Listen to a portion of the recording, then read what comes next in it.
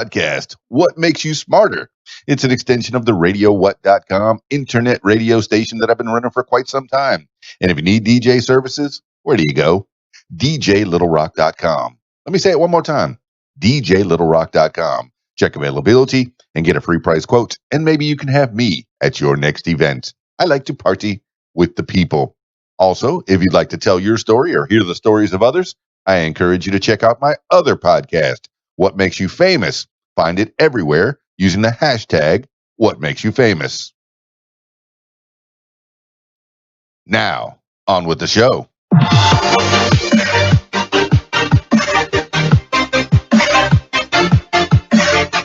Today on the program, 10 things you need to know today for Sunday, August 30th, 2020. 10 things you need to know today. Number one person shot and killed amid clashing Portland protests. One person was shot and killed in Portland, Oregon on Saturday evening. The shooting occurred amid dueling protests. A large caravan of President Trump supporters and Black Lives Matter demonstrators clashed in the city, although it's unclear if the incident was directly linked to the fighting. The Portland Police Bureau said officers responded quickly to the victim after getting word of gunshots shortly before 9 p.m., but the man who police said was shot in the chest did not survive. The police have not released any information about a possible shooter, but the Associated Press reports the victim appeared to be a white man wearing a hat with the insignia of Patriot Prayer, a far-right group that has a history of fighting with protesters. Images and videos reportedly depicting the shooting have been posted online, and homicide detectives are looking for more evidence. This is according to the New York Times and the Associated Press. Number two, global coronavirus cases top 25 million. Global coronavirus cases have surpassed 25 million. Data collected by Johns Hopkins University shows there have been more than 843,000 fatalities. The United States has the highest number of infections and deaths, and California became the first state to pass 700,000 cases, although its infection rate is declining sharply. India, the world's second most populous nation, now has the fastest growing epidemic, and on Sunday registered 78,761 new cases, a single day record for the country that pushed its overall tally to 3.5 million infections. The increase can, at least in part, be contributed to a surge in testing. More than 76% of India's COVID-19 patients have recovered, and its fatality count has been far lower than the U.S. and Brazil, but deaths are still mounting. This is according to the Associated Press and the New York Times. Number three, Trump visits Texas, Louisiana in hurricane aftermath. President Trump on Saturday visited parts of Louisiana and Texas that were hit hardest by Hurricane Laura, which killed at least 14 people and caused as much as $12 billion in damage this week. The Air Force One landed in Lake Charles, Louisiana, where President Trump toured neighborhoods affected by the storm and spoke with first responders, local leaders, and officials from the Federal Emergency Management Agency and other Department of Homeland Security agencies. Trump said he knew Louisiana would have, quote, no problem, end quote, rebuilding, and the federal government will, quote, supply what we have to supply, end quote. He then departed for Orange, Texas, which also felt the wrath of the storm, though Trump began a roundtable discussion of White House officials, members of Congress, and local public officials by noting the destruction wasn't as bad in Louisiana. This is according to NPR. Number four, ODNI will no longer brief Congress in person on election security issues. The Office of the Director of National Intelligence informed the House and Senate Intelligence Committees that it will no longer conduct in-person briefing sessions regarding election security issues. Letters the Director of National Intelligence, John Ratcliffe, sent to lawmakers this week show. The letters reportedly indicate leaks from Congress are the reason behind the switch. Instead of verbal briefings, the ODNI will provide the congressional panels with written updates on the matter. A senior Trump administration official told CNN.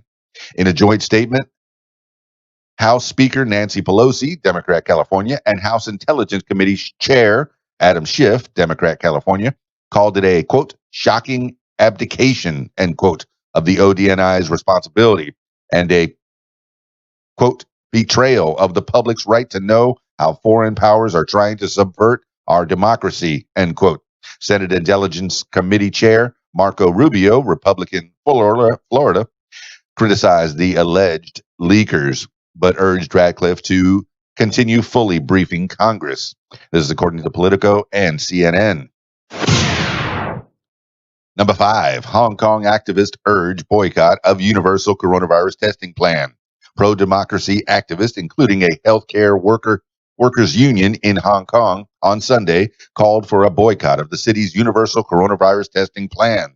The opposition is primarily concerned by the fact that medical staff from mainland China are supposed to assist with carrying out the plan at a time when many Hong Kong residents believe Beijing is stripping away their freedoms, especially after the passing of a controversial national security law and the postponement of September's legislative elections. The union, the Hospital Authority Employees Alliance, said universal testing was not an efficient use of resources, arguing focused testing is a better play for the Hong Kong people at this point during the pandemic. The union's leader, Winnie Yu, said it's, quote, clear to see the government has one and only goal, end quote, which is, quote, to use the pandemic to achieve their own political aims, end quote. This is according to Reuters. Number 6, Biden plans to resume in-person campaigning across the country. Former Vice President Joe Biden, the Democratic presidential nominee, is set to resume in-person campaigning in the next few days for the first sustained period since the coronavirus pandemic struck, the Washington Post reports. Fresh off the Democratic National Convention, Biden is reportedly set to leave the Mid-Atlantic region, where he has been based during the pandemic, and strike out across the country. Michigan appears to be central to the campaign plans, per the Post.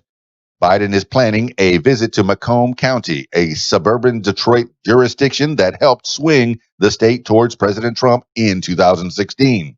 Biden's running mate, Senator Kamala Harris, Democrat California, on Friday called Michigan, quote, the main event in this fight, end quote.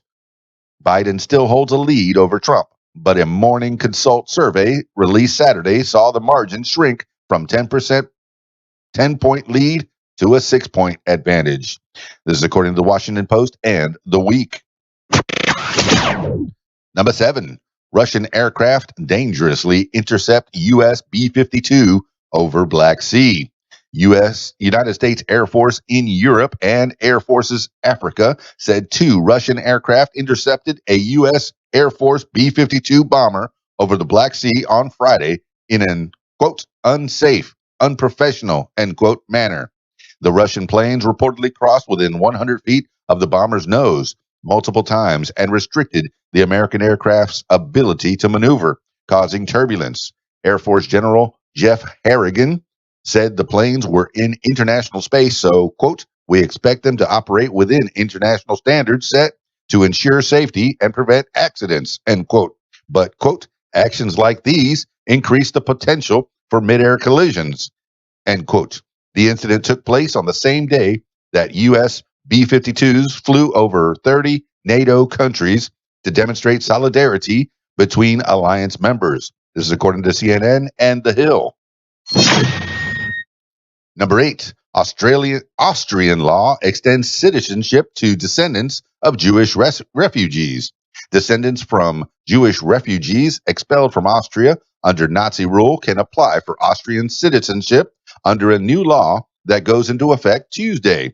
About 120,000 Jews living in Austria fled persecution after Nazi Germany annexed its neighbor in 1938.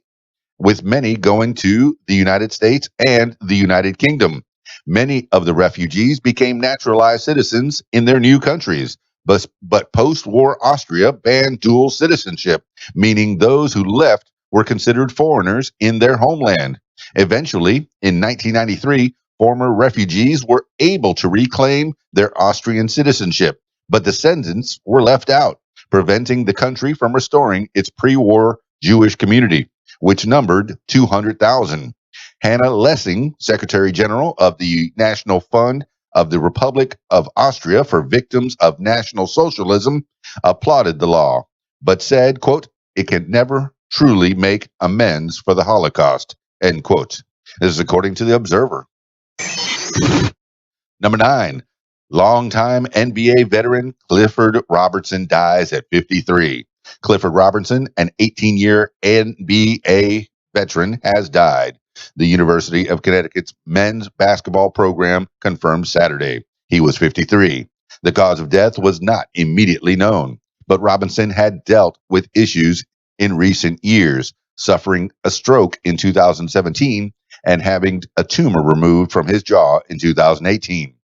Robinson starred at UConn and helped them to prominence in the days before they became a basketball powerhouse. The Huskies won the National Invitation Tournament in 1988 with Robinson. UConn retired Robinson's jersey in 2007. In the NBA, Robinson spent time with the Portland Trailblazers, who drafted him in 1989, Phoenix Suns, Detroit Pistons, Golden State Warriors, and the then New Jersey Nets. Robinson won the Sixth Man of the Year award in 1993 and was an All-Star in 1994. This is according to ESPN and Fox News. Number 10, Lakers Bucks advance after NBA playoffs restart. The NBA playoffs returned Saturday after players went on strike this week in an effort to initiate change following the police shooting of Jacob Blake. The Milwaukee Bucks, who represent Blake's home state of Wisconsin and were the first team that refused to take the court, defeated the Orlando Magic to advance to the Eastern Conference semifinals, where they'll take on the Miami Heat. The Los Angeles Lakers, one of two teams that initially voted not to continue the season, clinched their series against Portland Trailblazers behind dominant performances from their stars LeBron James and Anthony Davis. The Lakers await the winner of the series between the Houston Rockets and the Oklahoma City Thunder. Houston took a 3-2 lead after routing the Thunder on Saturday. The postseason will continue with another 3-game slate Sunday. This is according to ESPN. That's 10 things you need to know today for Sunday, August 30th, 2020. Thank you so much for listening. Thank you so much for putting up with my stumbling. This has been What Makes You Smarter. Hey, if you'd like to tell your story or hear the stories of others, I encourage you to check out my other podcast, What Makes You Famous. Find it everywhere using the hashtag What Makes You Famous. Also, I'm streaming games online. Use the hashtag KeysDAN Gaming, and you could probably find all that as well. Watch me play some games. All right. I hope everybody out there is doing reasonably well. Let me know what you're up to. Drop me some comments. Leave me a review. 5 stars, please. Please. That's it for me. It's KeysDAN, RadioWhat.com, DJLittleRock.com. Peace. I'm out of here.